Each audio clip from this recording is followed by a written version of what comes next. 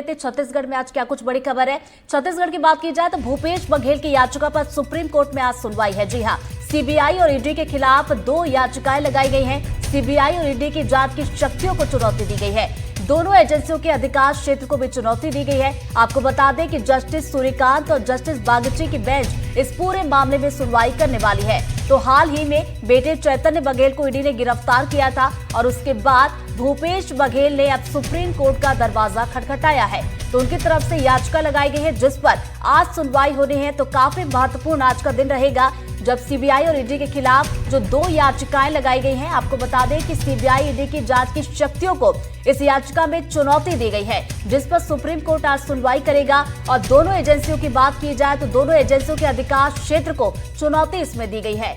तो जस्टिस सूर्यकांत और जस्टिस बागची की बेंच इसमें सुनवाई करने वाली है। और ज्यादा जानकारी के साथ हमारे सहयोगी जुल्फिकार जुड़ गए, सीधा हम करू करेंगे। जुल्फिकार, एक तरफ जहां बेटे चैतन्य बघेल को गिरफ्तार कर लिया गया है तो वहीं अब पिताजी भूपेश बघेल सुप्रीम कोर्ट पहुंचे और बड़ा दिन आज का अहम होने वाला है चूंकि सुप्रीम कोर्ट इस पर सुनवाई करेगा। जी ऋतु, बिल्कुल पूर्व मुख्यमंत्री भूपेश बघेल ने सुप्रीम कोर्ट का दरवाजा खटखटाया है और सीधे तौर से देखें तो सीबीआई और ईडी की जो शक्तियां हैं, पावर्स हैं, उनको चैलेंज देने की बात कही गई है। भूपेश बघेल के लोगों ने इसी बात का जिक्र किया है। हालांकि इस बात की भी है कि अंतरिम राहत का भी जिक्र किया गया है। इन जो याचिकाएं सुप्रीम कोर्ट में दायर की गई हैं कि जो ईडी के कार्य क्षेत्र है और ईडी जिस तरीके से काम करती है और उसकी जो इन्वेस्टिगेशन चलती है और किसी भी व्यक्ति को जो उनके दायरे में आता है उनके गिरफ्तार कर लेती है। तो अंतरिम राहत से मतलब यह भी है कि पूर्व मुख्यमंत्री भूपेश बघेल को कहीं ना कहीं इस बात का भी संदेह है या डर है कि उनकी भी गिरफ्तारी हो सकती है।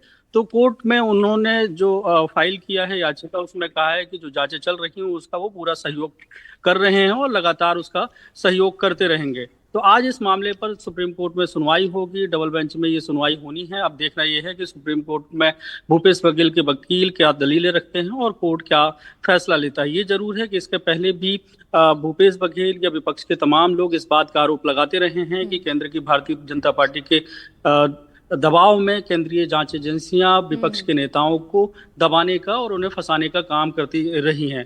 अब इस मामले में उन्होंने सीधे तौर से सुप्रीम कोर्ट में चैलेंज किया है कि ईडी ने जिस तरीके से उनके बेटे की गिरफ्तारी की है तो कहीं ना कहीं वो उनके ज्यूरिडिक्शन पे, उनके पावर क्षेत्र में नहीं है, तो उनकी शक्तियों को लेकर चैलेंज किया है।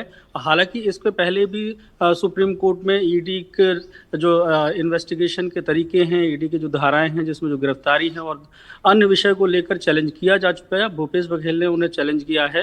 तो अब देखते हैं सुप्रीम कोर्ट में बहस के बाद सुप्रीम कोर्ट इस पर क्या निर्णय देता है। जी जुल्फिकार, देखिए बड़ी बात यह कि एक नहीं बल्कि 2 याचिकाएं लगाई गई है और ये पहली दफा नहीं है कि ये जो जांच एजेंसी है उसका दुरुपयोग करने का आरोप यहां पर लगाया गया। उसके पहले भी हमने देखा है कि कई बार भूपेश बघेल ये कह चुके हैं कि केंद्र जो है जांच एजेंसियों का दुरुपयोग कर रही है।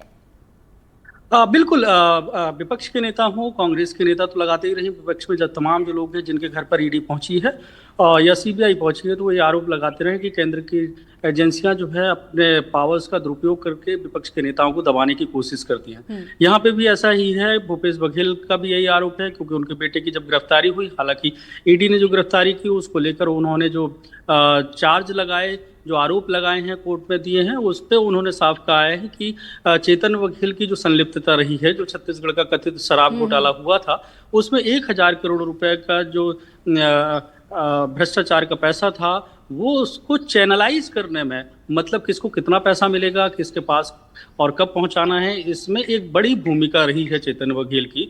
और सीबीआई ने 16 करोड़ रुपए के सीधे तौर से उनके ट्रांजैक्शन को और उन पर पैसा मिलने का आरोप लगाया है और इसी आधार पर उनकी गिरफ्तारी की है।